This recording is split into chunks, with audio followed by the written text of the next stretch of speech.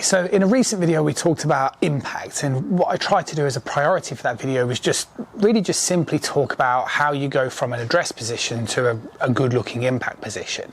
And what I highlighted in that video very quickly is when we get set up, we would aim pretty parallel in our address position.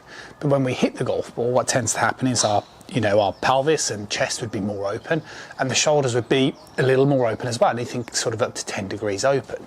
And what that does is if I hold the club only with my lead hand, that basically if I move my shoulder further away now from where it was so it's more open whilst keeping the face square, what it does is it obviously moves the arm and it introduces an element of shaft lean.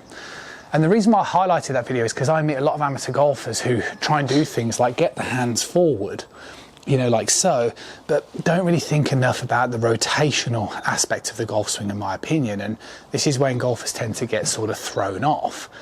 Now, what I want to do in this video is sort of talk a little bit more of the details of like how would you go about doing it.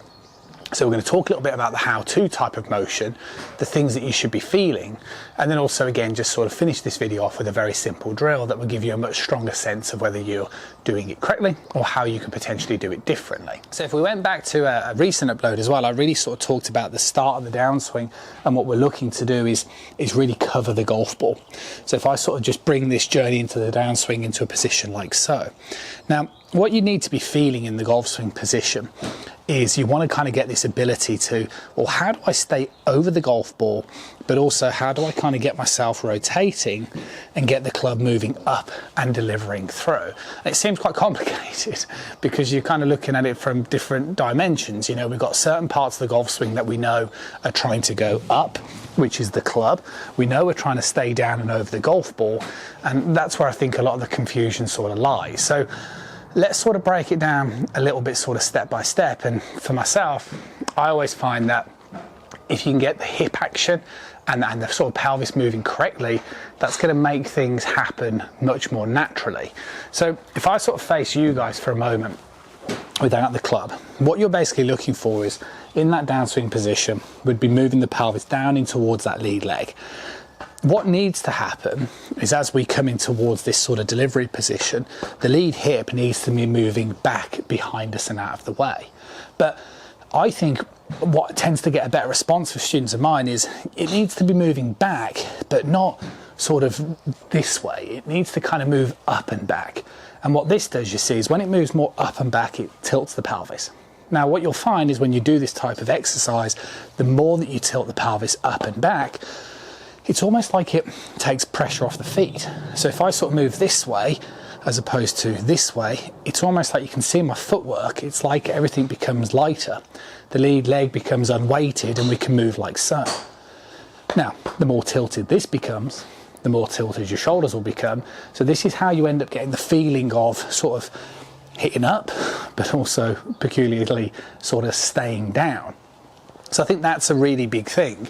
So not only will this feeling of getting the lead hip back behind you obviously trigger the necessary amount of hip rotation, but it also gives you that ability to stay over the golf ball as well. So the drill that you can do to bring this into its most sort of practical feel is to grab an alignment stick or your golf club, whatever's easiest, and place it through your shoulder line. And then once you sort of go into your posture, the simple objective is, if you sort of took your backswing position, you basically want to try and point this alignment stick as sort of vertical as you possibly can.